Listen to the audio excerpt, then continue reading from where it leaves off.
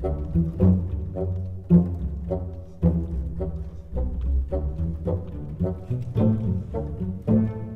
and welcome to another episode of the Two-Fiddy. So here we are, week 9, 8 films done. I'm on the 9th film out of 250. Today we're on film number 242. When I check the list, what should be sitting at 242 but Castle in the Sky again? So what I'm going to do, and I tried explaining this a bit in the last Two-Fiddy episode, is I'm going to now look below 242 on the list, and the first film to come up that I haven't seen as part of the Two-Fiddy yet is what I'll watch. So we don't have to look too far down. It seems that these two have swapped spaces since the last time I checked the list, but number 243, which I'll be reviewing as my 9th film, is the Sergio Leone classic A Fistful of Dollars. The first part in the Man with No Name trilogy, or the Dollars trilogy, whatever you'll call it, starring Clint Eastwood, spaghetti western, Sergio Leone, Ennio Morricone soundtracks. So yeah, there's not much more to say about the film, so I'm just going to go ahead and watch A Fistful of Dollars, and I'll be back after the film, give you my thoughts, and rank it on my Two-Fiddy. See you then.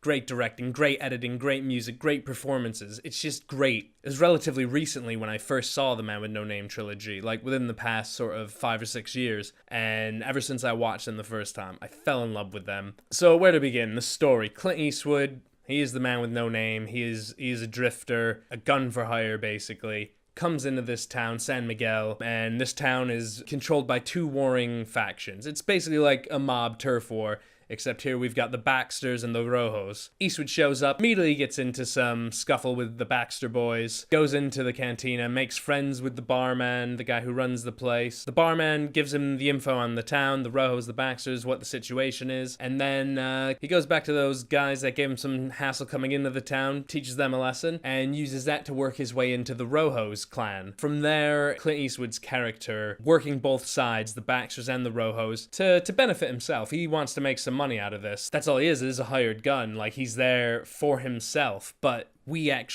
don't despise his character. We like his character. Don't want to cross him, yet he's charming, he's got a sense of humor, he's clever, he's smart, he's a great planner, he plans all these sort of things, he's got everyone doing what he wants. It's not too long before we sort of realize that the Rojos are sort of the worst of the two, especially when we're introduced to Ramon, who is like the sadistic one. When we're introduced to him, he's gunning down this group of Mexican soldiers to get all this money, and he's doing it with a big smile on his face. You can tell he's taking pleasure in just gunning down these people. What happens next? As I said, Eastwood is a character who's very much out for his own well-being, but throughout the course of the runtime, we slowly see that there's more to him. There's a history there that's driving him, that's pushing him to actually do what the right thing is eventually. What's great about this, in the later sequels, in For a Few Dollars More and The Good, the Bad, and the Ugly, he almost becomes this like godlike figure, this unkillable machine. It's in For a Fistful of Dollars that we see him as most human, his most sort of flawed as a character. Like, he doesn't always have the best plan, like, he makes mistakes,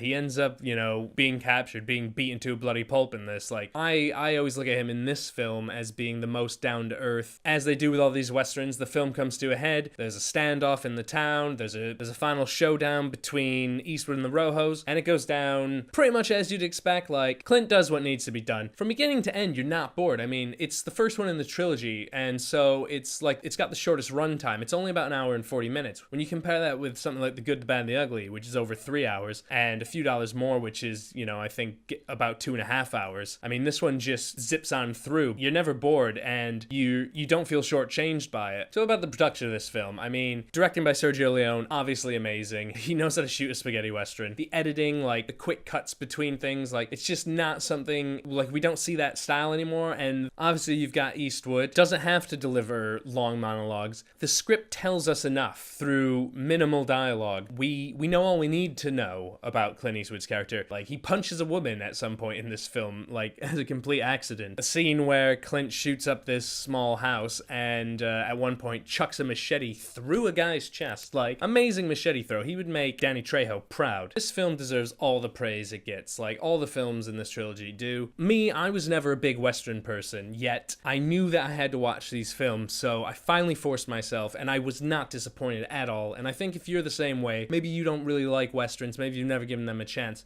definitely start with the Man with No Name trilogy. A Fistful of Dollars is actually the first film on the Two-Fiddy that I own. I don't really have a big DVD Blu-ray collection. Pretty minimal. I keep it to the films that I really enjoy. So I wonder how many of those films are going to be on this Two-Fiddy list. Makes it a lot easier to watch when I can just pop it into my Blu-ray player as opposed to finding it on the internet. Cannot believe this film is 52 years old. It holds up far better than films that are far younger than that. So we've got to the ratings. I don't think it's going to come as any surprise. There's not been a lot of debate in my head, like, coming into this film. It is gonna knock Throne of Blood off its high horse and take the new #1 spot. So there we go.